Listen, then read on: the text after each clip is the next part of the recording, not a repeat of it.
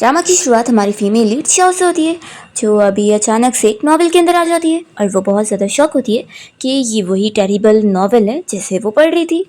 इसमें जो female lead Shao है वो बहुत ही ज़्यादा डम लड़की है, जो कि अपने एक्स बॉयफ्रेंड हान के फोर्स करने पर अपने हस्बैंड जिमिंग को चीट करने वाली है और आगे फिर उसका एक्स बॉयफ्रेंड ही उसे फंसाने वाला है और उसकी रेपुटेशन खराब करने वाला है। तभी शाओ यहाँ पर अपने हस्बैंड जिमिंग को देखती है और सोचती है कि ये तो कितना ज़्यादा हैंडसम है, तो क्या ये फीमेल लीड पागल है जो इसे छोड़कर वो चीट कर रही थी। जिमिंग अभी शाओ को स्टिक मारकर उसे पनिशमेंट दे रहा था कि उसने फैमिली के रूल तोड़ी, जो कि उसे फॉलो करने पड़ेंगे। फिर वो स्टिक फेंक देता है और कहता है कि अभी के लिए पनिशमेंट इतनी काफ़ी है और वो चला जाता है। तो शाओ यहाँ डिसाइड करती है कि इस फीमेल लीड को पागलपंती करनी थी, लेकिन मुझे नहीं, आखिर ये हस्बैंड अच्छा तो है, तो मैं तो चीट नहीं करने वाली हूँ और ऊपर से हम लीगल कपल हैं, तो मैं इसके साथ अपना रिलेशन अच्छा बनाऊंगी और इस प्लॉट को ही चेंज कर दूंगी। फिर इन लोग के घर पे जिमिंग का निफ्यू हान आया होता है, तो जिमिंग उसे शाओ से मिलवाने लगता है कि ये मेरी वाइफ है यानी तुम्हारी आंटी, और वो शाओ को भी बताता है कि ये मेरा निफ्यू है। तो शाओ जैसे यहाँ पर हान को देखती है तो वो सोचने लग जाती है कि ये तो बिल्कुल भी दिखने में अच्छा नहीं है और उसके मुकाबले तो मेरा हस्बैंड जिमिंग ज़्यादा अच्छा दिखता है और इसकी तो बॉडी मसल्स भी है। फिर हान हैंडशेक के लिए हाथ आगे बढ़ाता है और शाओ जैसी उससे हाथ टच करती है तो उसकी हार्ट बीट तेज़ हो जाती है। वो समझ जाती है कि इस फीमेल लीड को तो स्किन हंगर की बीमारी है, वो भी बहुत ज़्यादा लेवल की, और ये बंदा हान ही उसका एंटीडोट है। ये जल्दी से अपना हाथ हटा लेती है और सोच लेती है कि नहीं, इसे तो मैं बिल्कुल भी अपनी बीमारी ठीक करने के लिए अब यूज़ नहीं करने वाली हूँ। उल्टा इसके मुकाबले तो मैं अपने हस्बैंड, जो कि इस फैमिली का हेड है, उससे मैं अपना एंटीडोट बनाऊंगी। फिर शाओ जैसे जिमिंग का हाथ पकड़ती है तो वो तो तुरंत ही उसे दूर कर देता है और शाओ यहाँ गिरने लगती है और तभी जब मेड वाइन लेकर आई होती है तो वाइन उसके कपड़े पे गिर जाता है। तो जिमिंग ऑर्डर देता है कि इसे लेकर जाओ ताकि अपना ड्रेस चेंज करे, तो शाओ कहती है कि मैं खुद चली जाऊंगी। जैसे ही शाओ यहाँ वॉशरूम में आती है अपना कपड़ा क्लीन करने के लिए, तभी अचानक से उसकी बीमारी बहुत ज़्यादा रिएक्ट करने लगती है और वो सोचती है कि उसके सिम्टम्स बहुत ज़्यादा बढ़ गए, तो उसे जल्द से जल्द फिर जिमिंग का दिल जीतना होगा ताकि वो उसे टच करके अपनी बीमारी को ठीक कर पाए। तभी अचानक से वॉशरूम में यहाँ हान आ जाता है और कहने लगता है कि बेबी हमें मिले हुए 1 साल हो गए और मैंने सोचा नहीं था कि तुम मेरी आंटी बन जाओगी। और ऐसा बोलते हुए तुरंत ही उसे आकर हक करने लगता है और कहता है कि लगता है तुम मुझे देखकर काफ़ी ज़्यादा सरप्राइज हो रही हो। तो शाओ इस बारे में सोच रही होती है कि फीमेल लीड असल में इसके साथ रिलेशनशिप में थी, लेकिन इससे पहले इन लोग के बीच में कुछ भी स्टार्ट होता मिंग फैमिली ने दोनों को अलग कर दिए थे। वो तुरंत ही उससे दूर होती है और चिल्लाने लगती है कि आखिर तुम मुझे ऐसे बेबी नहीं बोल सकते हो।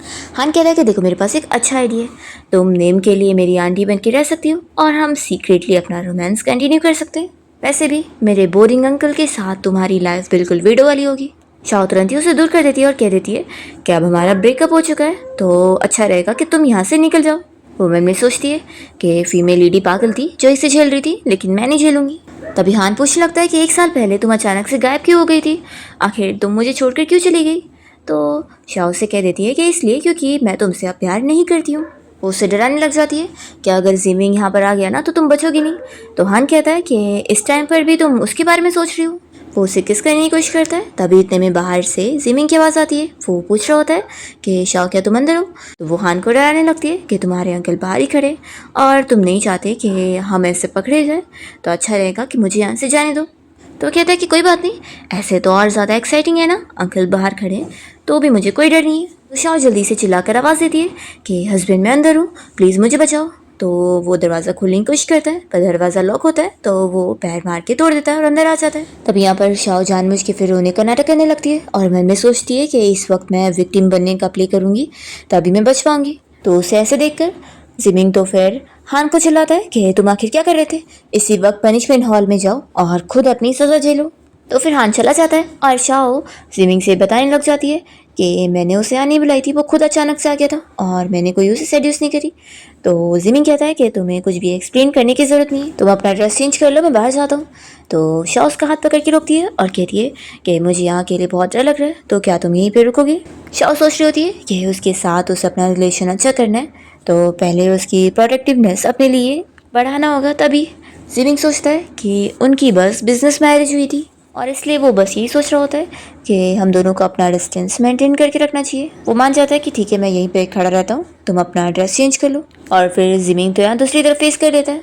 शाओ इस बारे में सोचती है कि उसे अगर उस साइको पर्सन से बचना है तो जिमिंग का दिल जीतना होगा। फिर जब यहाँ शाओ अपने ड्रेस चेंज कर रही होती है तभी जिमिंग उसे आईने में देखता है तो वो तो तुरंत ही अपनी आंखें बंद कर लेता है। फिर यहाँ पर हम देखते हैं कि जैसे ही जिमिंग और शाओ पनिशमेंट हॉल में आते हैं तो शाओ देखती है कि हान को बहुत सारी स्टिक्स पड़ रही है पनिशमेंट के तौर पे। तो ये देखकर वो कहने लगती है कि इस फैमिली के रूल्स तो सरप्राइजिंगली कितने ज़्यादा हार्श है। जिमिंग कहता है कि अगर तुम्हें डर लग रही है तो तुम अपनी आंखें बंद कर सकती हो, लेकिन हमें यहीं पे ही रहना होगा क्योंकि उसने जो भी किया है इसमें तुम्हारी रेपुटेशन जा सकती है, तो इस बारे में किसी को भी पता नहीं लगना चाहिए। तो शाओ तो बहुत ज़्यादा खुश हो जाती है जिमिंग के बिहेवियर से कि वो उसकी रेपुटेशन को कैसे प्रोटेक्ट कर रहा है। वो तो ये भी याद करके खुश हुई जा रही होती है कि जब वो अपना ड्रेस चेंज कर रही थी तभी कैसे उसने अपनी आंखें भी बंद कर लिया था, वो कितना ज़्यादा अच्छा है। फिर यहाँ पर हाउसकीपर इस बारे में जिमिंग से पूछता है कि क्या हान को पनिशमेंट देना और कंटिन्यू रखना है कि स्टॉप करना है। तो जिमिंग तो कह देता है कि कंटिन्यू रखो इसे मारना। ये देखकर शाओ तो और इम्प्रेस होती है कि सच में ये बंदा कितना ज़्यादा कोल्ड है, लगता है मैंने बिल्कुल सही पर्सन को चुनी हूँ। तभी शाओ जैसे जिमिंग का हाथ पकड़ती है तो जिमिंग सोचता रह जाता है कि उसके हाथ कितने सॉफ्ट है, पर फिर वो जल्दी से उसका हाथ छुड़ा देता है और ये देखकर वो सोचने पड़ जाती है कि सच में ये बंदा कितना ज़्यादा डिसिप्लिन है और इतना शाय हो गया है फिर भी अपने आप को कंट्रोल कर रहा है। वो सोचती है कि यानी ये इतना भी ज़्यादा पत्थर नहीं है, मैं इसे सच में ब्रेक कर सकती हूँ। तभी जिमिंग उसे कहने लगता है कि मिस शाओ हम लोग बस अरेंज मैरिज के रिलेशन में, तो मैं उम्मीद करता हूँ कि नेक्स्ट टाइम तुम ऐसे बाउंड्री क्रॉस नहीं करोगी। शाओ कहती है कि सॉरी मैंने लिमिट क्रॉस करी। वो कहती है कि लेकिन फिर भी अब हमारी शादी हो गई है तो तुम आखिर बार बार मुझे मिस क्यों कह रहे हो। तो जिमिंग कहता है कि अब यहाँ पर देखने लायक कुछ नहीं बचा तो चलो चलते हैं, ऐसा बोलकर वो आगे बढ़ जाता है। तो शाओ सोचने लगती है कि प्लॉट के हिसाब से नेक्स्ट वीक उसकी बीमारी फिर से रिएक्ट करेगी, वो भी इस बार बहुत ज़्यादा लेवल की, तो उसे इस बार फिर बचने के लिए शेन की ज़रूरत पड़ेगी, इस हद तक कि उसे उसके साथ नाइट भी स्पेंड करना पड़ सकता है तभी वो ठीक हो पाएगी। तो वो सोचती है कि फिर तो मुझे आज रात ही जिमिंग की तरफ से क्लियर सिग्नल ढूंढना होगा। फिर शाओ जिमिंग से मिलने पहुंचती है उसके रूम में और देखती है कि वो इतनी रात को ड्रिंक कर रहा है। तभी जिमिंग उसे देखकर कहने लगता है कि मैंने तुमसे पहले ही चीज़ें क्लियर किया था ना कि हमारी अरेंज मैरिज हुई है तो हमारा रिलेशन कोई खास नहीं है, तो हम लोग सेपरेट रूम में रहेंगे। शाओ कहती है कि लेकिन मुझे अभी बहुत ज़्यादा डर लग रही है, तो क्या तुम आज रात का एक्सेप्शन नहीं कर सकते। शाओ मन में सोच रही होती है कि अगर उसे जिमिंग के साथ सेम रूम में सोने नहीं मिलेगा तो आखिर वो प्रोग्रेस कैसे करेगी। फिर यहाँ पर जिमिंग तो सोच रहा होता है कि आज दिन में ही उसका हाथ उससे टच हो गया था तो वो ऐसी बहुत शाय फील कर रहा था, ऊपर से उसने नाइट ड्रेस पहनी हुई है तो वो और ही अपने आप को ऐसे कंट्रोल नहीं कर सकता है। फिर वो गुस्सा करने लग जाता है कि आखिर तुम जा क्यों नहीं रही हो। तो शाओ फिर डर जाती है और उसे कहती है कि सॉरी मैं अब तुम्हें डिस्टर्ब नहीं करूँगी। फिर वो यहाँ से जाते हुए सोच रही होती है कि वो ऑलरेडी बहुत पैनिक कर रहा है और देखना वो खुद ही उसे रोकेगा। वो 3 तक काउंटिंग करने लगती है और सच में फिर जिमिंग उसे रोकता है। तो शाओ खुश होकर पीछे मुड़ती है और पूछती है कि क्या हुआ। तो जिमिंग उससे सॉरी कहता है, मैंने असल में ड्रिंक किया ना इसलिए मैंने गलती से तुम्हें डांट दिया। वो कहता है कि ठीक है आज रात के लिए तुम यहाँ मेरे रूम में सो सकती हो, तुम बेड पर सो जाना मैं सोफा पर सो जाऊंगा। शाओ से कहने लगती है कि मिस्टर जिमिंग क्यों ना तुम भी साथ में मेरे बेड पर सो जाओ, आखिर बेड इतना बड़ा है। जिमिंग उससे कहता है कि हमारे बीच में कोई फीलिंग्स नहीं है और हमारी अरेंज मैरिज है तो हमें डिस्टेंस मेंटेन करना चाहिए, ये प्रिंसिपल है। शाओ मन में सोचती है कि फिर तो इसकी इतनी अच्छी बॉडी होने का कितना वेस्ट है। वो कहते हैं कि ठीक है फिर मैं सोने जा रही हूँ और उसे गुड नाइट बोलकर फिर वो अपना लेट जाती है। फिर रात में शाओ बुरा सपना देखते हुए चिल्ला रही होती है कि मुझसे दूर हट जाओ। तो उसकी चिल्लाने की आवाज़ सुनकर जिमिंग जाग जाता है और सोचता है कि ये बुरा सपना देख रही है। वो उसके पास आकर कहने लगता है कि तुम्हें क्या हुआ है, जाग जाओ। तो उसकी आवाज़ सुनकर वो उठ जाती है और डर के मारे तुरंत ही उसे हक कर लेती है और कहती है कि प्लीज़ मुझे बचाओ। तो जिमिंग तुरंत ही उसे दूर करता है और कहने लगता है कि तुम फिर से रूल तोड़ रही हो, फैमिली का हेड होने के नाते मैं तुम्हें फिर से पनिशमेंट दे सकता हूँ। तो शाओ तुरंत नाटक करने लगती है कि मुझे असल में नाइट ब्लाइंडनेस है और मुझे अंधेरे में कुछ भी दिखता नहीं है। तो वो फिर सोचता है कि मैंने इसे गलत समझ लिया। वो कहता है कि रुको मैं अभी लाइट चालू करता हूँ और फिर शाओ तो खुश होने लग जाती है कि मैंने जो नाइट ब्लाइंडनेस का झूठा नाटक करी हूँ ये तो कितना अच्छा एक्सक्यूज़ है, मुझे तो उससे टच करने को भी मिल गया। फिर जिमिंग लाइट चालू करने के बाद उससे पूछता है कि क्या अब तुम ठीक फील कर रही हो। तो कहती है कि हाँ मैं अब ठीक हूँ, लेकिन सॉरी मेरी वजह से तुम डिस्टर्ब हो गए और तुम्हारी नींद भी ख़राब हो गई, मुझे शायद दूसरी जगह पर नींद नहीं आती है तो इसलिए मुझे वापस चले जाना चाहिए। ऐसा बोलकर वो उठने का नाटक कर रही होती है तो जिमिंग तुरंत ही उसे रोकता है और कहता है कि तुम्हें नाइट ब्लाइंडनेस है और ऊपर से तुम मेरी वाइफ हो तो मेरी ड्यूटी है तुम्हारा ख्याल रखना, इसलिए तुम यहीं पर ही सोगी। शाओ कहती है कि फिर अगर ऐसी बात है तो क्या तुम भी मेरे साथ बेड पर सो सकते हो, क्योंकि मुझे डर लग रही है कि मुझे फिर से बुरे सपने आएंगे। और वो मन में सोचती है कि इस बार तो मेरी ट्रिक काम करनी चाहिए। जिमिंग शाओ के साथ बेड शेयर करने के लिए मान तो जाता है, लेकिन उसे समझाने लगता है कि तुम मुझसे डिस्टेंस मेंटेन करके रखना। तो वो तुरंत ही कसम खाने लगती है कि मैं सच में बहुत अच्छे से सोती हूँ, तो मैं प्रॉमिस करती हूँ कि मैं तुमसे दूर ही रहूंगी और तुम्हें टच भी नहीं करूंगी। जिमिंग सोचता है कि क्या मैंने इसे डरा दिया हूँ, इसके हाथ भी इतना काँप रहे हैं। और शाओ मन में सोच रही होती है कि मैं प्रॉमिस कर रही हूँ कि मैं इसे टच नहीं करूंगी, लेकिन मैंने हक ना करने का प्रॉमिस नहीं करी हूँ। जिमिंग कहता है कि ठीक है, अब तो मत सो जाओ। तो वो जल्दी से फिर आग बंद करके लेट जाती है। तो फिर यहाँ जिमिंग भी डरते डरते सोने की कोशिश करता है, और शाओ तो ऐसी खुश हो रही होती है कि वो कम से कम उसके एक स्टेप क्लोज आ गई है, यही ज़्यादा बेहतर है। तभी जिमिंग रात में सपना देखता है कि शाओ अचानक से उठकर उसके क्लोज आने की कोशिश कर रही है और उसकी बॉडी को टच भी कर रही है कि उसने अपना अपना माइंड चेंज कर लिए, वो उसे टच करके रहेगी। वो जैसे उसे किस करने लगती है तो वो अपनी नींद से जाग जाता है और बहुत ज़्यादा डर जाता है कि मैं इसके बारे में ऐसे सपने कैसे देख सकता हूँ। वो तुरंत ही फिर अपने डॉक्टर इवेन को कॉल लगाता है और वो अपने डॉक्टर फ्रेंड से कॉल पर कहने लगता है कि तू जल्द से जल्द चाइना वापस आ, मैं बीमार फील कर रहा हूँ। फिर सुबह 8 बजे का अलार्म बजता है तो शाओ उठ जाती है और सोचती है कि आखिर ओरिजिनल ओनर ने इतने सुबह का अलार्म क्यों लगा के रखी है, इतने सुबह उठ के क्या फ़ायदा। तभी हाउसकीपर बाहर से आवाज़ देता है कि उसे उठना होगा क्योंकि उसे ऑफिस जाना है ना। तो ये सुनकर फिर वो उठ जाती है और सोचती है कि हाँ, मैं तो भूल ही गई थी, ओरिजिनल ओनर असल में एक प्रोफेशनल कार्टूनिस्ट है। वो सोचने लगती है कि लेकिन मेरे हाथों में तो आर्टिस्ट वाला बिल्कुल भी टैलेंट नहीं है। फिर वो याद करती है कि मैं तो भूल ही गई थी कि मैं असल में नॉवेल के अंदर आई हूँ, तो यहाँ पर मुझे काम करने की क्या ज़रूरत है। वो डिसाइड करती है कि फिर तो अब मैं रिज़ाइन करके आती हूँ। वो जैसे फिर ब्रश करने जा रही होती है तभी यहाँ पर जिमिंग अपना शावर लेने के बाद आया होता है, तो उसे टॉवेल में देखकर वो उसकी बॉडी देखती रह जाती है। जिमिंग कहता है कि मैं तुम्हें काम पर छोड़ देता हूँ। तो कहती है कि अब मैं काम पर नहीं जा रही हूँ, मैं जा रही हूँ रिज़ाइन करने के लिए, और फिक्र मत करो, मैं अपना चली जाऊँगी। तो जिमिंग मान जाता है कि ठीक है। और फिर यहाँ शाओ मन में सोच रही होती है कि अपने दुश्मन को हराने के लिए उसके ऑर्डर थोड़ी ना मानने होते, अपने तरीके आजमाने होते, तभी तो वो ट्रिक में फंसेगा। जैसे ही शाओ अपने कंपनी आती है तो रिजाइनेशन लेटर सबमिट करने पहुंचती है, और फिर वो यहाँ पर हान को देखकर शॉक हो जाती है और उसे याद आता है कि नॉवेल की स्टोरी के हिसाब से हान ने उसकी कंपनी को खरीद लिया है ताकि वो उसे फोर्स कर सके। हान कहने लगता है कि मेरी आंटी आखिर तुम कैसी हो। तो फिर शाओ से कल की मार याद दिला रही होती है और कहती है कि क्या कल 30 बार स्टिक खाने के बाद भी काफ़ी नहीं था कि तुम्हें और मार खाना है। तो कहता है कि मार खा के दर्द झेलना तो प्यार की निशानी है, तो मुझे कोई डर नहीं है। तो शाओ मन में सोचती है कि इसकी बातों से तो मुझे वॉमिटिंग हो रही है। फिर वो उसे कहने लगती है कि फैमिली का हेड का कभी डिवोर्स नहीं हो सकता है, इसलिए तुम ये सोचना भूल ही जाओ कि मैं अपने हस्बैंड को डिवोर्स दूंगी। हमारे बीच में जो भी था वो अब पास्ट है, अब तुम मेरे बारे में गलत थॉट्स रखना छोड़ दो। आन खड़ा हो रहा होता है और उसे कल की मार की वजह से दर्द भी फील होता है। वो उसके पास आकर कहने लगता है कि तुम डिवोर्स नहीं लेना चाहती तो कोई बात नहीं, मैं तो तुम्हारा मिस्ट्रेस बनने को तैयार हूँ। तभी हम देखते हैं जिमिंग को, जो कि अपने हाउसकीपर के साथ इसी कंपनी आया होता है और वो कंपनी देखकर सोच रहा होता है कि ये कितनी बेकार है। तो फिर मुझे अब समझ आ रहा है कि वो इसलिए रिज़ाइन लेना चाहती है। तभी हाउसकीपर कहने लगता है कि सच में बॉस, आप तो बड़े अमेजिंग हैं। लोग अपनी वाइफ का प्रमोशन सेलिब्रेट करते हैं और आप तो अपनी वाइफ का रिजाइनेशन सेलिब्रेट करने हैं। आप तो डोमिनेटिंग सीईओ नॉवेल्स में से भी बहुत ज़्यादा यूनिक है। तो जिमिंग कहता है कि अब बकवास बंद करो और चलो साथ में। भी ऑफिस में शाओ तो यहाँ पर हान को चिल्ला रही होती है कि अपनी ये बच्चों वाली हरकतें बंद करो और मुझे रिजाइन करने दो। तभी जिमिंग यहाँ ऑफिस के बाहर आकर इन लोग को अंदर देखने लग जाता है और सब सुन भी रहा होता है। हान शाओ से कह रहा होता है कि बेबी, मैं जानता हूँ कि तुम्हारा पे फैमिली के घर में मेरे साथ कुछ भी करना मुश्किल रहेगा, लेकिन कोई बात नहीं, हम यहाँ ऑफिस में कुछ भी कर सकते हैं। तो शाओ से चिल्लाती है कि जिमिंग अब मेरा हस्बैंड है और तुम बस मेरे एक्स बॉयफ्रेंड हो और हमारे बीच में अब कुछ भी होना इम्पॉसिबल है। तो जिमिंग ये सुन लेता है और सोचता है कि यानी मेरा नेफ्यू हान इसका एक्स बॉयफ्रेंड है। तभी इतने में शाओ भी बाहर जिमिंग को देख लेती है और वो फिर डर के यहाँ पर हान को बताने लगती है कि तुम्हारे अंकल बाहर ही खड़े हैं, इसलिए अपनी भलाई चाहते हो तो अब चुप हो जाओ। तो कहता है कि आंटी, आप तो मेरे बारे में कुछ ज़्यादा ही फिक्र कर रही है। तो शाह अपना रिजाइनेशन लेटर उसके मुंह पे मारती है और कह देती है कि मैं अपना रिजाइन करने के लिए तुमसे पूछ नहीं रही हूँ, बल्कि तुम्हें बता रही हूँ।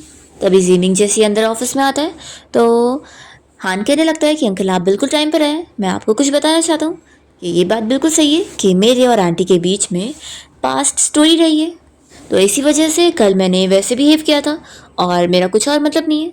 तो शाओ को फिर इस हान के ऊपर गुस्सा आती है कि ये तो मुझे फंसाए डाल रहा है। तभी जिमिंग यहाँ पर शाओ का हाथ पकड़ के उसे अपनी तरफ करता है और हान को समझाने लगता है कि ऑफ कोर्स है कि मैं अपनी वाइफ के ऊपर ही बिलीव करूँगा, तुम पर नहीं, इसलिए अच्छा रहेगा कि तुम अपना खुद का देखो।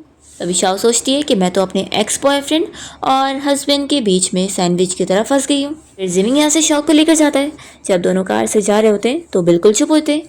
तब यहाँ पर हाउसकीपर शाओ को उसके रिजाइनेशन के लिए कॉन्ग्रेचुलेट कर रहा होता है। तभी जिमिंग उससे कहने लगता है कि अगर तुम चुप बैठोगे तो कोई तुम्हें म्यूट नहीं समझेगा। शाओ फिर तुरंत ही जिमिंग को अपने और हान के बारे में एक्सप्लेन करने जा रही होती है, तो वो उसे रोक देता है और कहता है कि हान मेरा नेफ्यू है, तो तुम अगर बस उसके साथ डिस्टेंस मेंटेन करके रखोगी और अपनी लिमिट क्रॉस नहीं करोगी तो मैं इस चीज़ को बिल्कुल भी सीरियसली नहीं लूँगा। तो शाओ मन में सोचती है कि दिखा तो ऐसे रहा जैसे उसका कोई फ़र्क ही नहीं पड़ रहा, पर देख लो अपने हाथ कैसे दबाया हुआ है, इसका मतलब है कि उसे फ़र्क पड़ रहा है। तभी शाओ की बीमारी अचानक से फिर से रिएक्ट करने लगती है और उसे पेन फील हो रहा होता है। तो वो सोचती है कि उसे अपने आप को ठीक करने के लिए जिमिंग को टच करने की ज़रूरत है। फिर वो जैसे ही उसे टच करने जाती है तो जिमिंग उसे समझाने लगता है कि मुझसे डिस्टेंस मेंटेन करो। तो वो तुरंत ही अपना हाथ हटाती है और सोचती है कि इसे तो बस मैं देख सकती हूँ, इसका फ़ायदा नहीं उठा सकती। वो अपने आप को कंट्रोल करने की कोशिश कर रही होती है और सोचती है कि मैं कर सकती हूँ। उसे अपने आप को पिंच करते हुए देखकर हाउसकीपर पूछता है कि मैडम आप ठीक तो हैं, क्या मैं हॉस्पिटल लेके चलूँ आपको। तभी शाओ यहाँ पर अपने हाथ को बाइट करने जा रही होती है, तो जिमिंग तुरंत ही उसे रोकता है और कहता है कि तुम ये क्या कर रही हो। तो वो तुरंत ही अपना हाथ छुड़ाती है और कहती है कि मैं ये खुद कर सकती हूँ। वो अपना पेन बर्दाश्त करने की कोशिश कर रही होती है, तो जिमिंग पूछता है कि तुम्हारी बीमारी नॉर्मल नहीं लगती है, आखिर तुम्हें क्या बीमारी है। तो शाओ फिर उसे अपनी स्किन हंगर की बीमारी के बारे में बता देती है कि उसे अपनी बीमारी का जो ये पेन ठीक करने के लिए एक डायरेक्ट वे में फिजिकल कांटेक्ट की ज़रूरत है, तभी उसका पेन कम होगा। तो जिमिंग पूछता है कि तुम्हारे कहने का मतलब है कि तुम हान को टच करना चाहती हो। ये सुनकर ये सोचती है कि आखिर ये क्या सोच रहा है, मैंने तो ऐसा कुछ बोली भी नहीं। वो तुरंत ही उसका हाथ पकड़ती है और कहती है कि हस्बैंड मुझे कोई और नहीं चाहिए, तो प्लीज़ क्या तुम मेरी हेल्प करोगे। फिर इसके बाद जिमिंग शाओ को यहाँ घर ले आता है और उसे बैठाकर वो उसे पूछता है कि मैं क्या कर सकता हूँ।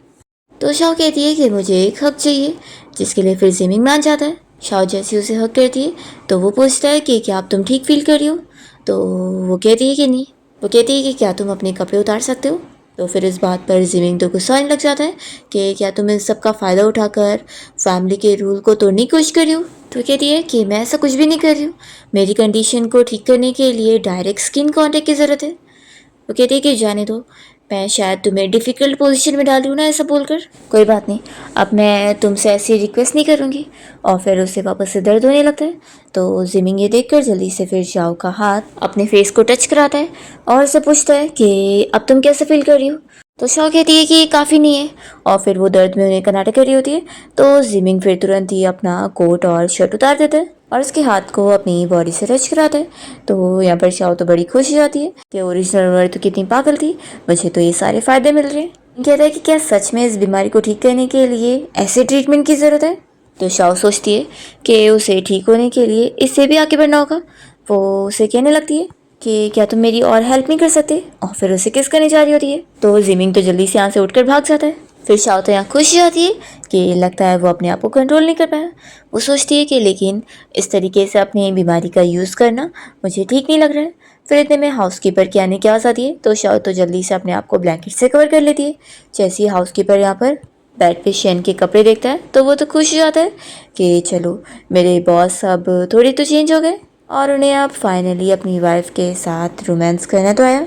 यही सोचकर हाउसकीपर खुश होकर चला जाता है कि वो उन लोग के लिए नरिशिंग सूप बनाएगा। शाओ फिर यहाँ सोच रही होती है कि उसे अपनी इस बीमारी को ठीक करने के लिए धीरे धीरे करके जिमिंग को और अपने से क्लोज करना ही होगा। तभी जिमिंग जैसे ही वापस आता है वो शाओ से उसकी कंडीशन के बारे में पूछ रहा होता है कि अब वो बेटर फील करिए कि नहीं। तो कहती है कि अब तो मैं ठीक हूँ और तुम फिक्र मत करो, अगली बारी के लिए मैं अपना बेस्ट ट्राई करूँगी कि मैं खुद ही इसे रिजॉल्व कर लूँ। तो फिक्र मत करो, मैं अगली बार तुम्हें परेशान नहीं करूँगी। तो जिमिंग कहता है कि अगली बार ऐसा कुछ होता है तो तुम डायरेक्टली आकर मुझसे हेल्प ले सकती हो, आखिर मैं तुम्हारा हस्बैंड हूँ तो मैं इतनी रिस्पॉन्सिबिलिटी तो ले ही सकता हूँ। ऐसा बोलकर वो उसके पास आकर उसे देख रहा होता है। तो शाओ तो खुश हो जाती है कि लगता है शावर लेने के बाद इसका ब्रेन सर्किट ठीक हो गया है। तभी यहाँ पर जिमिंग उसके क्लोज आ रहा होता है, तो शाओ खुश होने लग जाती है ये प्लॉट क्या इतनी जल्दी आगे बढ़ रहा है और हम लोग किस करने वाले। पर तभी यहाँ पर जिमिंग तो बेहोश होकर गिर जाता है। तो ये उसे टच करके देखती है कि वो तो बहुत गर्म है। वो तुरंत ही उसके सर पे हाथ रख के चेक करती है कि इसे तो बहुत फीवर है। इतने में हाउसकीपर आया होता है और वो कहने लगता है कि सॉरी मैंने कुछ भी नहीं देखा, और वो वापस जा रहा होता है। तो शाओ कहती है कि रुको, जिमिंग को फीवर है तो इसे उठाने में हेल्प करो। तो हाउसकीपर जल्दी से आकर फिर हेल्प करने लगता है। यहाँ पर फिर शाओ जिमिंग का फीवर चेक करती है और सोचती है कि ज़रूर कोल्ड शावर लेने की वजह से ये बीमार हो गए। फिर हाउसकीपर यहाँ पर आइस पैक ला कर देता है उसके सर पे लगाने के लिए। जैसे वो उसके सर पे रखती है तो जिमिंग जाग जाता है और कहता है कि ये क्या है। तो शाओ कहती है कि उसे अपने सर पे रहने दो, तुम्हें फीवर है और इसे रखे रहने दोगे तभी तो जल्दी ठीक होगे। तो वो मान जाता है और वापस सर पे रख देता है। ये देखकर हाउसकीपर बहुत ज़्यादा खुश होकर तारीफ करने लगता है कि मैडम आप तो बहुत ही कमाल की, बॉस तो अब आपकी बातें सुनते, तो मुझे तो ये पॉइंट नोट करके रख लेना होगा। तो फिर शाओ भी खुश होने लग जाती है कि लगता है वो जिमिंग के और भी ज़्यादा एक स्टेप क्लोज आ गई है। फिर इतने में जिमिंग का डॉक्टर फ्रेंड इवन यहाँ पहुँच जाता है और वो तुरंत उसका पल्स चेक कर रहा होता है। तो शाओ फिर हाउसकीपर से उसके बारे में पूछती है तो हाउसकीपर उसे बताता है कि वो उसका डॉक्टर फ्रेंड है। तो शाओ इस बारे में सोचती है कि प्लॉट के हिसाब से वो अपने इस फ्रेंड इवन से बहुत ज़्यादा क्लोज है। फिर यहाँ पर जिमिंग को चेक करने के बाद इवन चिल्लाने लगता है कि तुमने बस इतनी छोटी सी बुखार की वजह से मुझे इतना दूर से बुलाए हो। तो जिमिंग फिर हाउसकीपर और शाओ दोनों को रूम से बाहर जाने के लिए बोल रहा होता है। तो शाओ कहती है कि ठीक है मैं बाहर जाती हूँ, कुछ भी चाहिए रहेगा तो मुझे बुला लेना। फिर जैसे ही शाओ बाहर चली जाती है तो जिमिंग फिर अपनी बीमारी के बारे में इवन से डिस्कस कर रहा होता है कि जो उसकी पुरानी बीमारी थी वो अब रिएक्ट कर रही है और वो अब अपनी वाइफ को देखकर अपने आप को कंट्रोल ही नहीं कर पाता है और बहुत ज़्यादा इम्पल्सिव हो जाता है। तो फिर इवन कहने लगता है कि आखिर वो तेरी वाइफ है तो तुझे कंट्रोल करने की क्या ज़रूरत है। तो जिमिंग कहता है कि हमारी बस नाम की शादी है और कोई हमारे बीच में फीलिंग्स नहीं है, तो मैं ऐसे में उसके साथ ऐसा कुछ नहीं करना चाहता हूँ। ये तो मैरिज के नाम पर उसका फ़ायदा उठाना हो गया और ये बिल्कुल सही नहीं है। मुझे तो ऐसी ये चीज़ सही नहीं लगती है कि मैं उससे इतना साल बड़ा भी हूँ। तो फिर उसका फ्रेंड इवन ने उसे समझा रहा होता है कि तुम इतना ज़्यादा क्यों सोच रहे हो, क्या पता तुम्हारी वाइफ को तो तुम बहुत ही पसंद होंगे और वो तुम्हें इंटरेस्टेड होगी। जिमिंग कहता है कि पहले तुम मेरा फीवर ठीक करो, ये सब हम बाद में बात करेंगे। तो फिर इवन उसे मेडिसिन देकर यहाँ से बाहर चला जाता है। फिर रात में हम देखते हैं कि शाओ जिमिंग के रूम में आ जाती है और सब बताने लगती है कि इवन ने मुझे समझाया था कि तुम्हें आज फीवर है ना, तो तुम्हारा ख्याल रखने की ज़रूरत है, तो इसलिए मैं यहाँ पर आई हूँ। वो तुरंत ही उसके सर पे हाथ रखकर फिर फीवर चेक करती है और कहती है कि तुम्हारा फीवर तो अभी भी है, तो आज तुम एसी बंद करके सोना, नहीं तो फिर तुम जल्दी ठीक नहीं हो पाओगे। तो जिमिंग कहता है कि इतनी ज़्यादा गर्मी है और तुम बोल रही हो मैं एसी बंद करके रहूँ। तो फिर वो कहती है कि मैं हूँ ना, मैं नेचुरल फ्रीज़र हूँ। वो तुरंत ही उसके पास बैठकर उसका हाथ पकड़ने लगती है। तो जिमिंग तुरंत ही उसे दूर करता है, कहता है कि अभी तुम बीमार नहीं हो तो मुझसे डिस्टेंस मेंटेन करके रखो। जिमिंग अपने फ्रेंड की बात याद करने लगता है कि क्या पता वो भी तुझ में इंटरेस्टेड होगी। शाओ तो अपसेट हो जाती है और सोचती है कि लगता है मैं इसका अभी फ़ायदा उठा ही नहीं सकती हूँ, उल्टा अब मुझे इससे दूर रहकर इससे डिस्टेंस मेंटेन करने का नाटक करना होगा। जिमिंग तो सोच रहा होता है कि ये आखिर थोड़ी ना मुझ में इंटरेस्टेड होगी। फिर जिमिंग उसे फैमिली का रूल नंबर 2 याद दिलाने लगता है कि उसे 12 बजे तक रोज़ सो जाना है और अभी 12 बजने में सिर्फ 5 मिनट बचे हैं। तो वो कहता है कि अब तुम अपने रूम में जाओ सोने के लिए। शाओ फिर चुपचाप से अपना टेडी उठा के उसे गुड नाइट बोलकर चली जाती है। फिर मॉर्निंग में जब जिमिंग अपने फ्रेंड के साथ ब्रेकफास्ट कर रहा होता है तो उसका फ्रेंड उसे पूछता है कि मैंने कल रात तेरा और तेरी वाइफ का सब सेट किया था, तो तूने मौका देखकर अपनी वाइफ से उस बारे में पूछा कि नहीं कि वो तेरी हेल्प करेगी। तो जिमिंग मना करता है और कहता है कि इन सब का कोई फ़ायदा नहीं है क्योंकि वो मेरे डिफ्यू को पसंद करती है। ये सुनकर इवन तो शॉक हो जाता है और कहता है कि ऐसा हो ही नहीं सकता, आखिर वो तेरे मुकाबले कांच है। जिमिंग अपने फ्रेंड को समझाने लगता है कि वो उसके लिए फीलिंग्स रखती है और इसलिए मैं उसकी फीलिंग्स को फोर्स नहीं कर सकता। तभी इतने में शाओ थोड़ा सा ब्रेकफास्ट लेने आती है और कहती है कि मिस्टर शैन मैं अपनी कंपनी जा रही हूँ क्योंकि मुझे रिजाइनेशन के प्रोसीजर कंप्लीट करने के लिए बुलाया गया है। जिमिंग कहता है कि ड्राइवर को बोल दो वो तुम्हें छोड़ देगा। तो कहती है कि नहीं मैंने टैक्सी भी बुक कर चुकी हूँ, तो ठीक है फिर बाय, और वो चली जाती है। जिमिंग उसी को देख रहा होता है तो उसका फ्रेंड इवन पूछने लगता है कि क्या वो बहुत अच्छी लग रही है। तो ये कहता है कि हाँ बहुत अच्छी लग रही है। फिर वो अपने फ्रेंड को चिल्लाता है कि अब तो बस भी कर, मेरी जो अभी उसके लिए फीलिंग्स है वो बस फिजिकल अट्रैक्शन है और कुछ भी नहीं। तो इवन कहता है कि फिजिकल अट्रैक्शन ही तो ट्रू लव होता है, तो तुझे थोड़ा तो इनिशिएटिव लेना होगा। तो यहाँ पर फिर जिमिंग उसे कुछ चीज़ें पूछ रहा होता है कि वो ये कैसे कर सकता है उसे अट्रैक्ट। इवन कहता है कि तू सब सोचना कि उसे तेरे में कौन सी क्वालिटी बहुत ज़्यादा पसंद है, कोई तो उसकी पसंद की चीज़ ज़रूर होगी। तो इस बारे में फिर जिमिंग सोचता है और कहने लगता है कि उसे मुझे टच करना बहुत पसंद है। फिर वो बताता है कि वो मेरी बॉडी में इंटरेस्टेड है। तो ये सुनकर उसका फ्रेंड खुश होता है कि फिर तो कितनी अच्छी बात है, वो उसे टिप्स देने लगता है। तो इस बारे में फिर जिमिंग सोच रहा होता है और कहने लगता है कि वैसे मुझे याद आया कि तेरी तो खुद की कोई गर्लफ्रेंड नहीं है। तो वो कहता है कि नहीं है तो क्या हुआ, मुझे ये सब की बहुत नॉलेज है, तो तू मेरी टिप्स ले सकता है। फिर जिमिंग यहाँ से शाओ की कंपनी जाने के लिए निकलता है। फिर दूसरी तरफ हम यहाँ पर शाओ को देखते हैं जो कि अपने कंपनी से जब निकल रही होती है तो यहाँ पर हान उसे जाने नहीं दे रहा होता है। तो शाओ से चिल्लाने लगती है कि वो उसे ऐसे रोक नहीं सकता है। इतने में तभी यहाँ पर जिमिंग आ जाता है। उसे देखकर हान कहने लगता है कि अंकल आप यहाँ पर कैसे, आप अचानक से कैसे इसे पिक करने आ गए। तो जिमिंग कहने लगता है कि ये मेरी वाइफ है तो मैं इसे पिक करने क्यों नहीं आऊँगा, और हाँ तुमने इस कंपनी को खरीदे ही हो तो इसे अच्छे से चलाने का काम करना, नहीं तो इसका असर तुम्हारे बोनस पे होगा। फिर शाओ यहाँ से जिमिंग के साथ चली जाती है। जब दोनों कार से जा रहे होते हैं तो शाओ कहने लगती है कि मेरा उस हान के साथ कुछ भी नहीं है, और मैं तो बोलती हूँ कि ऐसे एक्स बॉयफ्रेंड को मर ही जाना चाहिए, पता नहीं मेरे पीछे क्यों पड़ गया, लेकिन मैं प्रॉमिस करती हूँ कि दोबारा मैं तो उससे कभी नहीं मिलने वाली। तो जिमिंग कह रहा होता है कि तुमने अगर मुझे मिसअंडरस्टैंडिंग होने से बचाने के लिए अपना काम छोड़ी हो तो इसकी ज़रूरत नहीं थी। तो कहती है कि नहीं, मैंने अपनी मर्जी से छोड़ी हूँ। देखो तुम अब ये तो नहीं सोच रहे होंगे ना कि मैं बहुत ज़्यादा फ्री बैठी हूँ अब। तो जिमिंग कहता है कि उसकी तुम फिक्र मत करो, मैं तुम्हें आराम से सपोर्ट कर सकता हूँ। तो शाओ फिर उसे थैंक यू मिस्टर जिमिंग कहने लगती है। तो जिमिंग कहता है कि तुम्हें नहीं लगता कि तुम्हें हमारे रिलेशनशिप को देखते हुए ऐसे मुझे मिस्टर नहीं बोलना चाहिए। फिर मन में सोचती है कि पहले तो खुद ही मुझे मिस कहकर बुला रहा था। वो कहती है कि फिर क्या मैं तुम्हें बुलाऊँ, क्या हस्बैंड बोलूँ, ये थोड़ा ज़्यादा अजीब हो जाएगा, तो मैं तुम्हें जिमिंग बुलाऊंगी। तो वो मान जाता है कि हाँ, और फिर वो भी उसे उसके निकनेम से बुलाता है। ये सुनकर वो भी शौक होती है। तो जिमिंग कहता है कि ये नाम सही रहेगा ना तुम्हें बुलाने के लिए, ये ज़्यादा क्लोज भी फील होता है। तो वो तो खुश हो जाती है कि ये तो अच्छा ही है। फिर शाओ तो घर आने के बाद बहुत ज़्यादा ड्रिंक करने लगती है और खुश हो रही होती है कि उसने अपनी जॉब से भी छुटकारा पा ली, ऊपर से अपने एक्स बॉयफ्रेंड से भी छुटकारा पा ली, और ऊपर से जिमिंग के साथ भी उसका रिलेशन और थोड़ा क्लोज हो गया है, और इस तरीके से अब वो अपनी किस्मत को चेंज कर पाएगी। यही सोच सोच कर वो खुश हो जा रही होती है। तभी यहाँ रूम में जिमिंग और उसका हाउसकीपर आए होते हैं। जिमिंग को देखकर शाओ तो फिर उसे टच करने लग जाती है और कहती है कि मेल मॉडल तुम्हें टच करे हुए कितना टाइम हो गया था। तो जिमिंग तो तुरंत ही शाओ को दूर कर देता है। तभी हाउसकीपर उसे कहने लग जाता है कि बॉस आपको दिख नहीं रहा है, आपकी वाइफ आपके लिए कितना ज़्यादा रिस्पेक्ट करती है और उनकी नज़रों में आपके लिए कितना सारा प्यार है। तो जिमिंग शॉक होकर पूछता है कि तुम इससे रिस्पेक्ट करना बोल रहे हो। तभी यहाँ पर हाउसकीपर शाओ से कहने लगता है कि मैडम आप वेट करो, मैं आपके लिए हैंगओवर सूप लेकर आता हूँ। पर जैसे ही हाउसकीपर चला जाता है तो शाओ वापस से जिमिंग को टच करने की कोशिश करती है, तो वो उसे करने नहीं देता। तब यहाँ पर शाओ को गर्मी लगती होती है और वो अपना कपड़ा उतारने की कोशिश करती है, तो वो तुरंत ही उसे रोक लेता है और समझाता है कि वो ऐसा नहीं कर सकती। फिर हाउसकीपर यहाँ पर पहुंचकर उसे हैंगओवर ड्रिंक देता है पिलाने के लिए।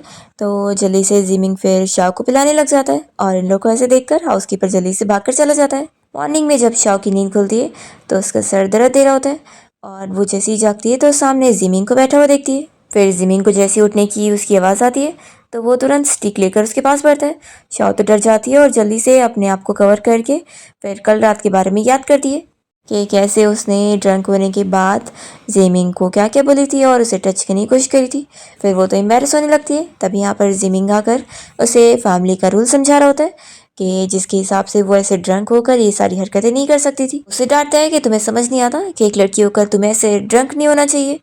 तो फिर वो कहती है कि हाँ, मुझे अब अपनी गलती का एहसास है, तो तुम मुझे पनिश करो। अपना हाथ वो ऐसे आगे करती है। तो जिमिंग कहता है कि पनिशमेंट के तौर पे उसे 10 टिक लगेगी, और फिर वो उसे मारना शुरू करता है। तो वो कहने लगती है कि मुझे सच में दर्द हो रहा है। वो उसे माफ़ी मांगने लगती है कि वो अगली बार ऐसा नहीं करेगी। तो जिमिंग मान जाता है कि ठीक है, अब तुम इतना सिंसियर हो तो सिर्फ तुम्हें कम स्टिक पड़ेगी। तो वो तो डर जाती है कि मार तो पड़ेगी, तो सोचती है कि क्यों ना बीमार होने का नाटक किया जाए। फिर वो तुरंत ही नाटक करने लगती है कि उसे दर्द हो रहा है। तो जिमिंग कहता है कि क्या हुआ है, मैं कुछ करूँ।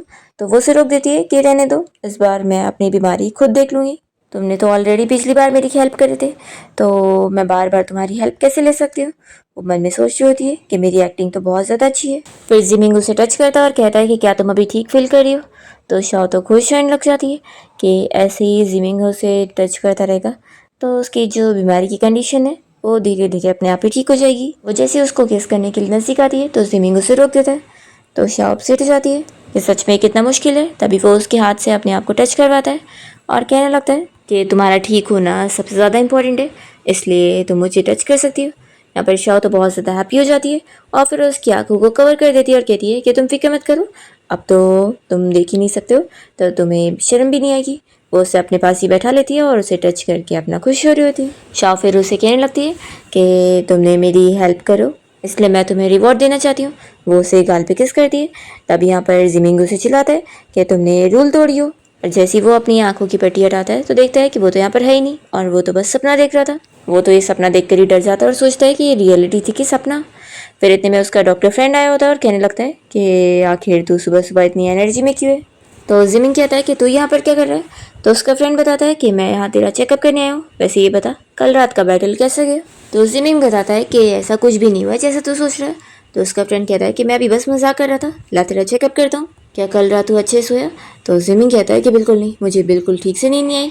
अब यहाँ पर शाओ जिमिंग के लिए ब्रेकफास्ट लेकर रूम में आ रही होती है और वो जब उसके डॉक्टर फ्रेंड को उसका इस तरीके से टच करते हुए चेकअप करते हुए देखती है तो वो गलत समझ लेती है और तुरंत ही यहाँ से बाहर चली जाती है। फिर यहाँ पर जिमिंग का फ्रेंड उसे कह रहा है कि तेरी वाइफ ने तो हम दोनों को मिसअंडरस्टूड कर लिए। फिर यहाँ से शाओ बाहर जाने के बाद बस इसी बारे में सोचते हुए सेट करती है कि उसे उन दोनों के रिलेशन के बारे में सच पता लगाना ही होगा। फिर ये छुपकर नेक्स्ट टाइम उन लोग को वापस देखने की कोशिश करती है जब यहाँ पर दोनों साथ में बैठ के चाय पीने जा रहे होते हैं और यहाँ पर इवेन का हाथ जिमिंग को टच होता है। तो ये देखकर भी शाओ को शॉक लग रहा होता है। वो तो इन लोगों की ऐसी जोड़ी देखकर खुश होने लग जाती है पर फिर अपने आप को होश में लगती है कि मुझे ये सब नहीं सोचना चाहिए। आखिर अगर मैं जिमिंग को नहीं जीत पाई तो फिर मुझे तो अपनी बीमारी की वजह से हान को ही चुनना पड़ेगा और मैं ऐसा बिल्कुल नहीं करना चाहती हूँ। ये मेरी ज़िंदगी और मौत का सवाल है। शाओ फिर यहाँ पर बैठ जाती है और वो जिमिंग से पूछती है कि तुम अभी मुझे एक्सप्लेन करो कि कल रात आखिर तुमने मुझे किस क्यों नहीं करने दिए। यहाँ पर उसका फ्रेंड तो शॉक हो रहा होता है कि वो कितनी डायरेक्टली ऐसा पूछ रही है। शाओ कहती है कि तुम्हें अभी मुझे सच बताना होगा, अगर अभी तुमने मुझे किस नहीं करे ना तो फिर मैं यही सोचूंगी कि तुम ये सब अपने इस एवन की वजह से कर रहे हो। तो इवन तो शॉक होता है और कहने लगता है कि ऐसा बिल्कुल भी नहीं है, मैं एक स्ट्रीट मैन हूँ तो तुम कुछ भी मत बोलो। शाओ कहती है कि सिर्फ बोलने से कोई फ़ायदा नहीं है। वो जिमिंग से कहती है कि अगर तुम इसके लिए फीलिंग्स रखते हो तो कोई बात नहीं, मैं पीछे हो जाऊंगी। तो जिमिंग फिर शाओ को समझाने लगता है कि जैसा तुम सोच रहे हो वैसा कुछ भी नहीं है, कल रात तुम पूरे होश में नहीं थी इसलिए मैंने तुम्हारी बात नहीं सुना। मुझे लगा कि बाद में तुम जब होश में आओगी तो फिर तुम्हें रिग्रेट फील होगा। शाओ कहती है कि तुम मैं थोड़ी ना हूँ तो तुम अपने मन से क्यों अंदाज़ा लगा रहे थे। तो जिमिंग फिर उसका फेस टच करके उसे किस करने के लिए आगे बढ़ता है। तो शाओ तो अपनी आंखें बंद कर लेती है और वो उसे थोड़ा दूर होने करती है। तो कहता है कि इस वजह से अभी तुम होश में हो तो देखो तुम कैसे नर्वस हुई और तुम खुद दूर हो गई। तुम जब ड्रंक थी तो होश में थी ही नहीं, तुम ऐसा कैसे कर सकता था। शाओ मन में सोचती है कि मैं उससे दूर थोड़ी ना हो रही थी, मैं तो उल्टा एक्साइटेड थी। जिमिंग कहता है कि इसी बात का मुझे डर था कि तुम बाद में होश आने के बाद रिग्रेट करोगी। तो जिमिंग की बात ऐसे शाओ उसे और भी ज़्यादा अट्रैक्टिव समझ रही होती है और सोच रही होती है कि अब तो उसे जल्द से जल्द जिमिंग को जीतनी होगा। वो कहती है कि ठीक है तुम्हारी बातों में पॉइंट ज़रूर है, लेकिन ये बताओ फिर कि तुम्हारे और इवन के बीच में चल क्या रहा है, फिर तुम दोनों के बीच में क्या रिलेशनशिप है। तो जिमिंग कहता है कि ये बस मेरा डॉक्टर है और मैं इसका पेशेंट हूँ और कुछ नहीं, और मैंने तो उल्टा इसलिए इसे बुलाया था ताकि मैं इसकी मदद से तुम्हारी बीमारी को ठीक करवा सकूँ। अगर ये तुम्हें कम्प्लीटली ठीक कर देगा तो तुम्हें मुझ पर डिपेंड नहीं होना पड़ेगा। तो शाम मन में सोचती है कि ऐसा नहीं चल सकता, मेरा सिर्फ एक ही थोड़ी ना इरादा है, मुझे तो तुम्हें जीतना भी है ताकि मैं अपनी इस किस्मत को चेंज कर सकूं जो कि इस नॉवेल के प्लॉट में लिखी हुई है। यहाँ पर इवन अपनी तारीफ करने लगता है कि वो बहुत ही प्रोफेशनल डॉक्टर है। तो शाह को एक आइडिया आता है, वो कहती है कि ठीक है चलो चेकअप के लिए। और फिर शाओ इवन के साथ बाहर जाती है और उसे कहती है कि मुझे तुम्हारे ट्रीटमेंट की ज़रूरत नहीं है क्योंकि मेरी बीमारी अगर कोई ठीक कर सकता है तो वो सिर्फ जिमिंग है, तो तुम्हें बस उसे और मुझे मिलाने में हेल्प करना होगा। ये सुनकर इवन कहता है कि मुझे लगा था कि तुम तो बहुत ही सिंपल लड़की होंगी पर तुम तो बहुत चालाक निकली, बताओ आखिर मैं क्या हेल्प कर सकता हूँ। तो शाओ पहले तो उसे ऑफर में बहुत सारी बुक का लिस्ट देती है और कहती है कि अगर वो उसकी हेल्प करता है तो वो ये सारी बुक्स उसे देगी तो उसे चाहिए होगा ना। शाओ मन में सोचती है कि उसने नॉवेल में पढ़ी थी कि इसे हमेशा नॉलेज वाली चीज़ें इकट्ठा करना बहुत पसंद है तो ये मना कर ही नहीं सकता है। यहाँ पर इवन तो खुशी खुशी मान जाता है और कहता है कि मैं ये सब अपने फ्रेंड के लिए कर रहा हूँ, मैं नहीं चाहता कि वो हमेशा सिंगल रहे। फिर जब दोनों वापस आते हैं तो जिमिंग फिर इवन से पूछता है कि शाओ की कंडीशन कैसी है। तो इवन एक्टिंग करते हुए कहता है कि इसकी कंडीशन बहुत ज़्यादा सीरियस है, इसलिए मैं तो सजेस्ट करता हूँ कि तू इससे डिवोर्स ले ली।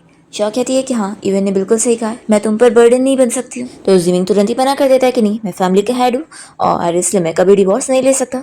वो इवन से कहता है कि तुम कुछ और तरीका नहीं बता सकते ये सब ठीक करने का। तो इवन बताने लगता है कि फिर तरीका तो एक ही है, ये तुम्हें अपना प्रोटेक्शन समझती है और तुम्हारे क्लोज आने पर ये सेफ फील करती है। जिमिंग कहता है कि डायरेक्ट बोलो, ऐसे घुमाओ मत। तो इवन समझाने लगता है कि तुम्हें इसे और टच करना है, किसका हक करना है, तभी इसकी स्किन हंगर की कंडीशन है वो कम होगी और ठीक हो पाएगी वो।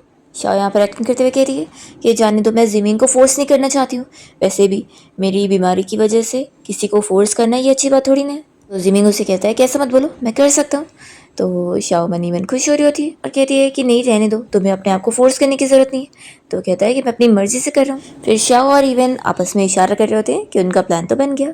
और शाओ बहुत ज़्यादा हैप्पी हो जाती है कि फाइनली अब वो अब उसे अपनी मर्जी से टच कर सकती है। फिर इवन इन लोग को सजेस्ट करने लगता है कि आज स्टार्स देखने वाला दिन है, तो उसे शाओ के साथ डेट नाइट पर जाना चाहिए बाहर, ताकि वो लोग थोड़ा और टाइम स्पेंड कर सके। फिर यहाँ पर शाओ तो बहुत अच्छे से तैयार होकर पहुंच जाती है और दोनों स्टार्स देखने के लिए जब खड़े होते हैं तो शाओ को हान की कॉल आने लगती है। तो कहती है कि इसे इग्नोर करो, ये फ्रॉड कॉल है। जिमिंग कहता है कि उठा लो, क्या पता ज़रूरी काम होगा। तो वो फिर गुस्से में हान का कॉल उठाती है। हान उसे कह रहा होता है कि मैं तुम्हारा पीछे नहीं छोड़ने वाला हूँ और क्यों ना तुम मेरी बात मान जाओ।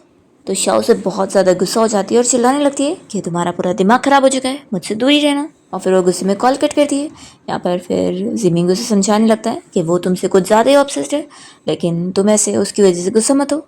तभी दोनों फिर साथ में गिरते हुए स्टार्स को देखने लगते हैं। और यहाँ पर हान दूसरी तरफ शाओ की फ़ोटो देख रहा होता है और सोच रहा होता है कि तुम सिर्फ मेरी हो। फिर नेक्स्ट मॉर्निंग हाउसकीपर शाओ को एक गिफ्ट बॉक्स ला कर देता है और बताता है कि ये उसे हान ने सेंड किए। जब शाओ उस बॉक्स को खोलती है तो उसके अंदर पुरानी हाई स्कूल की, उसकी और हान की बहुत सारी साथ वाली फ़ोटोज़ होती है। हान उसे कॉल पर कहने लगता है कि बेबी तुम तो भूल गई थी हमारी पुरानी चीज़ें, लेकिन देखो मैंने याद दिलाने के लिए तुम्हें फ़ोटोज़ भेज दी हूँ। शाओ से चिल्लाती है कि हमारे बीच में जो भी था वो पास था और मैं तो कब का सब भूल चुकी हूँ। हान कहता है कि लेकिन मैंने सेम वही फ़ोटो अपने अंकल को भी भेज दिया हूँ और वो भी अब तक देख चुके होंगे। ये सुनकर यहाँ पर शाओ तो शॉक हो जाती है। दूसरी तरफ जिमिंग को भी जब ये फ़ोटो देखने को मिलता है तो वो जेलस होने लगता है कि दोनों पहले कितना स्वीट थे। फिर वो तो इसमें से शाओ की फ़ोटो फाड़ कर ले लेता है। फिर यहाँ कॉल पर हान तो शाओ से कह रहा होता है कि फिक्र मत करो, मेरे अंकल बहुत ही रिस्पेक्टेबल मैन है और वो देखना इसे टॉलरेट कर लेंगे। शाओ फिर गुस्से में उसका कॉल कट कर देती है और वो डरते हुए फिर जिमिंग को कॉल लगाती है और उससे पूछती है कि क्या तुम्हें आज कोई अजीब सी चीज़ मिली थी। तो जिमिंग कहता है कि अजीब सी, मुझे तो ये बहुत ही प्यारी लगी। तो शाओ यहाँ पर समझ जाती है कि उसने फ़ोटो देख चुका है। फिर जिमिंग उसका कॉल कट कर देता है और शाओ यहाँ डर रही होती है कि आखिर अब वो उसे टच कैसे करेगी। फिर जब जिमिंग ऑफिस से घर आया होता है तो शाओ ने उसके लिए डम्पलिंग्स बनाई होती है और वो यही सोच रही होती है कि वो बस इस फ़ोटो वाले मैटर को भूल जाए। तब यहाँ पर जिमिंग उसे वही फ़ोटो पकड़ाता है। तो वो फिर अपने हाथ आगे करती है और कहती है कि मैंने फैमिली के रूल तोड़ी हूँ ना, तो तुम मुझे पनिशमेंट दे सकते हो। तो जिमिंग कहता है कि जब तुमने कुछ गलत करी ही नहीं तो आखिर मैं तुम्हें क्यों पनिशमेंट दूंगा। तुम्हारा और हान का जो भी रिलेशन था वो पास्ट में, तो मुझे अब इससे कोई फ़र्क नहीं पड़ता। वो हान ही इस तरीके के बच्चे वाले ट्रिक्स यूज़ कर रहा है, लेकिन मैं इसमें फंसने वाला नहीं हूँ। उसे क्या लगता है कि वो मुझे हरा देगा? बिल्कुल भी नहीं। तो शाओ तो यहाँ पर फिर खुश हो जाती है। तभी जिमिंग उससे पूछता है कि क्या तुम्हारी बीमारी की कंडीशन फिर से रिएक्ट कर रही है, क्या मेरी ज़रूरत है? तो शाओ तो जल्दी से उसे हक कर लेती है और कहती है कि हाँ, उसे और टच की ज़रूरत है। तरफ हान शाओ को कॉल लगा रहा होता है, पर क्योंकि शाओ ने उसे ब्लॉक कर दिया इसलिए वो कॉल लगा ही नहीं पाता। तो उसे बहुत गुस्सा आती है और वो सोचता है कि उसे अब अपने अंकल से शुरू करना होगा। यहाँ पर जिमिंग जैसे ही शाओ को किस करता है तो कहता है कि क्या आप तुम ठीक फील करियो। शाओ से पूछती है कि क्या हम लोग इससे और आगे नहीं बढ़ सकते। तो जिमिंग मना कर देता है कि इवेंट के ट्रीटमेंट प्लान में सिर्फ इतने ही स्टेप्स से और इससे आगे बिल्कुल कुछ नहीं हो सकता। और वो तुरंत ही ऐसा बोलकर शावर लेने चले जाता है। शाओ मन में सोचती है कि सिर्फ लास्ट स्टेप बचा था, लेकिन ये तो कोऑपरेट करने को तैयार ही नहीं है। अब कल लास्ट डे मैं क्या करूँगी।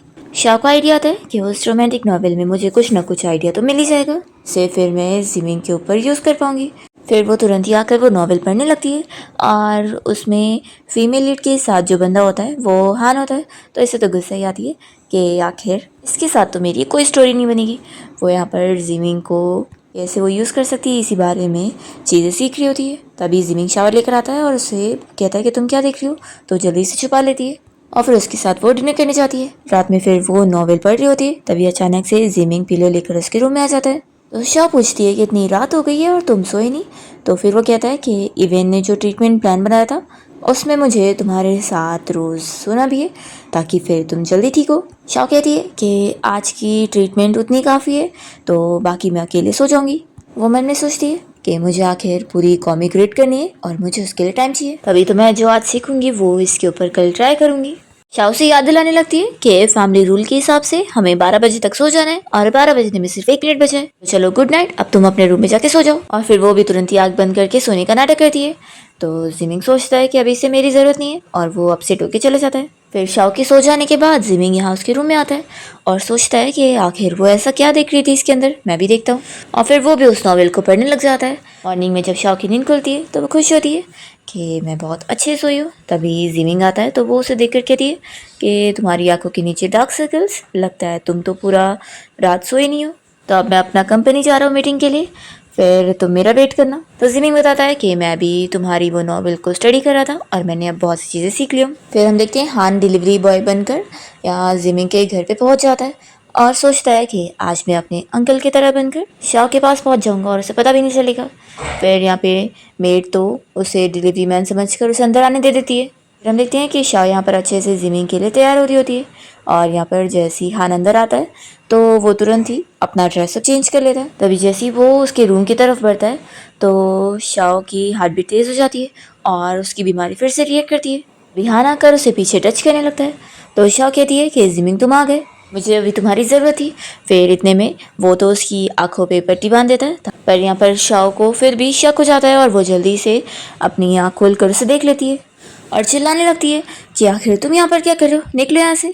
तो हान कहता है कि मुझे पता है तुम्हें मेरी ज़रूरत है, इसलिए तुम मुझे अपने से दूर नहीं कर सकती।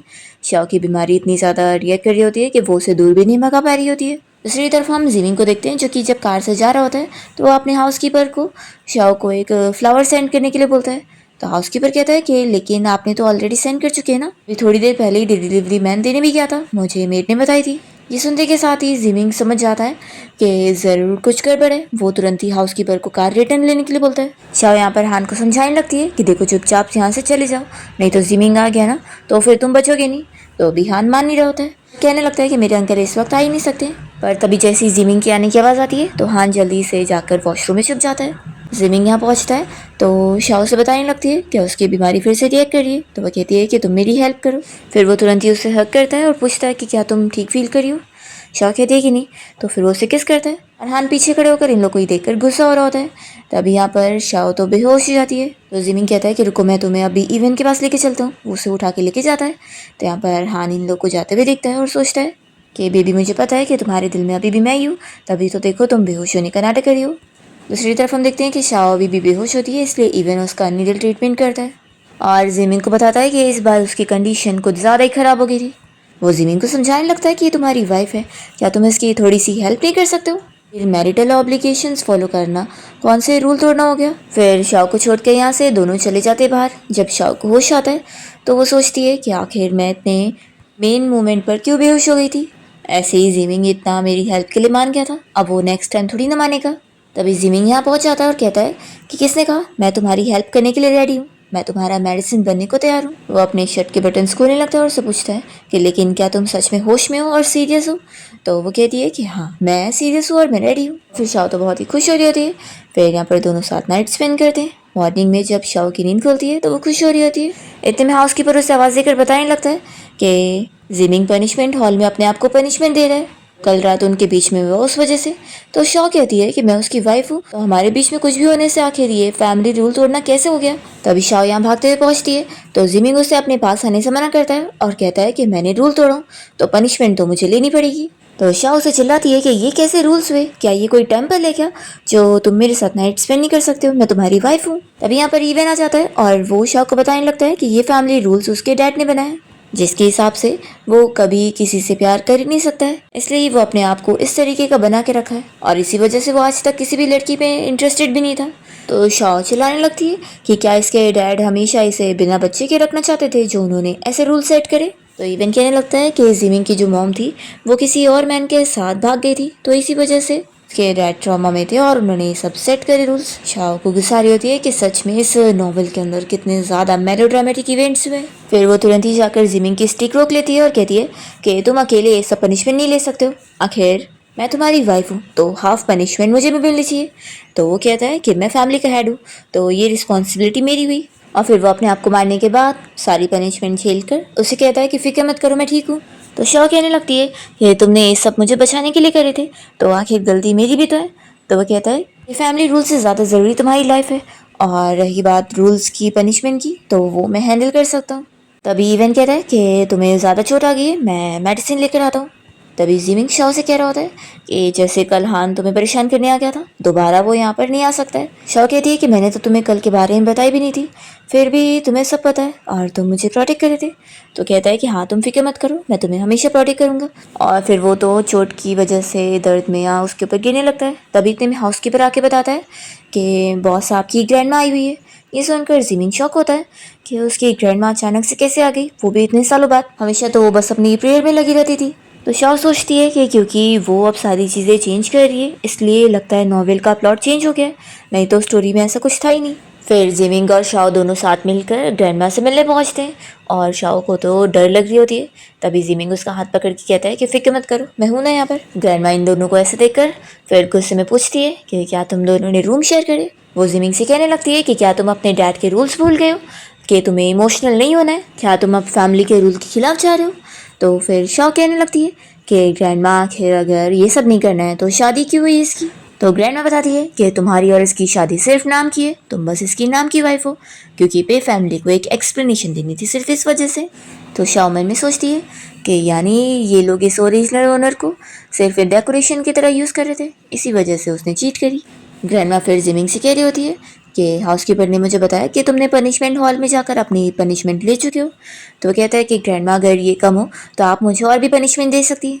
तो शाओ फिर जिमिंग को प्रोटेक्ट करते हुए कहने लगती है कि ग्रैंडमा आप ऐसा नहीं कर सकती, अगर पनिशमेंट लेनी है तो जिमिंग के बदले में मैं पनिशमेंट लेने को तैयार हूँ। तो ग्रैंडमा कहती है कि इतनी भी जल्दी नहीं है, तुम्हारे लिए अलग पनिशमेंट तैयार है। वो यहाँ पर हाउसकीपर को बोलकर उसे एक सूप दे रही होती है और कहने लगती है कि ये कॉन्ट्रीसेप्टिव सूप है, जिसे उसे भी नहीं पड़ेगा। तो जिमिंग कहने लगता है कि ग्रैंडमा मैं ऑलरेडी पनिशमेंट ले चुका हूँ, तो आप इसे ये सब क्यों दे रही है। तो ग्रैंडमा चिल्लाती है कि हमें इसकी ब्लड लाइन की ज़रूरत नहीं है, तो इसलिए इसे पीना ही पड़ेगा। तो शाओ मन में सोचती है कि ये ग्रैंडमा आखिर कैसी है जो अपने ग्रैंडसन को इस तरीके से ट्रीट कर रही है। वो यहाँ पर इस सूप को पीने से मना कर देती है और जिमिंग भी उसका साथ दे रहा होता है कि मैंने ऑलरेडी 20 स्टिक खा के पनिशमेंट ले चुका हूँ, तो आप इसे और ऐसे पनिशमेंट नहीं दे सकती। ये सब देखकर शाओ तो बहुत ज़्यादा खुश हो जाती है कि वैसे मैं अभी इतनी जल्दी मॉम तो नहीं बनना चाहती थी, लेकिन अगर इतना प्रोटेक्टिव डैड होगा तो फिर मुझे बेबी से कोई प्रॉब्लम नहीं है। ग्रैंडमा यहाँ पर जिमिंग को कहने लगती है कि अब तक तो तुम किसी भी लड़की में इंटरेस्टेड नहीं थे, लेकिन लगता है इस लड़की को तुम बहुत ज़्यादा स्पेशल ट्रीट कर रहे हो। तो जिमिंग कहता है कि ये मेरी वाइफ है तो ऑफकोर्स मेरे लिए स्पेशल हुई। ग्रैंडमा मान जाती है कि ठीक है, इसे ये सूप पीने की ज़रूरत नहीं है, लेकिन कम से कम इसे इस फैमिली में अच्छी डॉटर इन लॉ बनने के रूल्स तो सीखने ही पड़ेंगे। तो शाओ कहती है कि आखिर मैं ठीक तो हूँ, आखिर क्या प्रॉब्लम है। तो ग्रैंडमा उसे चिल्लाती है कि तुम्हारा अपीयरेंस बिल्कुल अच्छा नहीं है, बिल्कुल ज़ीरो है, तो तुम्हें मेरे साथ ओल्ड हाउस चलना पड़ेगा और मैं वहाँ पर तुम्हें सब चीज़ सिखाऊंगी। और फिर ग्रैंडमा स्ट्रिक्टली ऑर्डर दे देती है कि चलो आप तुम मेरे साथ। तो शाओ बहुत डरी होती है, जिमिंग कहता है कि तुम जाओ। तभी यहाँ पर हाउसकीपर भी जिमिंग को कहने लग जाता है कि आपकी ग्रैंडमा तो बहुत गुस्से में लगती है, आपकी वाइफ तो अब गई। जिमिंग कहता है कि मैं 5 मिनट वेट करता हूँ, फिर मैं उसे वापस ले आऊँगा। तभी यहाँ शाओ डरते हुए अंदर आती है और ग्रैंडमा फिर उसे अपने असलियत बता देती है कि वो तो बस नाटक कर रही थी। और वो कहने लगती है कि मेरी प्यारी ग्रैंड डॉटर इन लॉ, तुम डर गई होंगी ना। तो शाओ यहाँ पर शॉक हो जाती है। ग्रैंडमा तो उसकी तारीफ़ें करने लगती है कि तुम तो मुझे बहुत ज़्यादा ही पसंद आई हो। तो शाओ कहती है कि ग्रैंडमा क्या आप डबल पर्सनैलिटी है। तो ग्रैंडमा बताती है कि मैं वो सब उसके सामने नाटक कर रही थी, आखिर वो इतना ओल्ड मैन बन के घूमता रहता है और इतना पुराना ज़माने का है कि मुझे तो उसे देखकर ही गुस्सा आ जाती है, लेकिन तुम तो मुझे देखते के साथ ही पसंद आई हो और मुझे लगता है कि वो तुम्हें बहुत ही स्पेशल समझता है।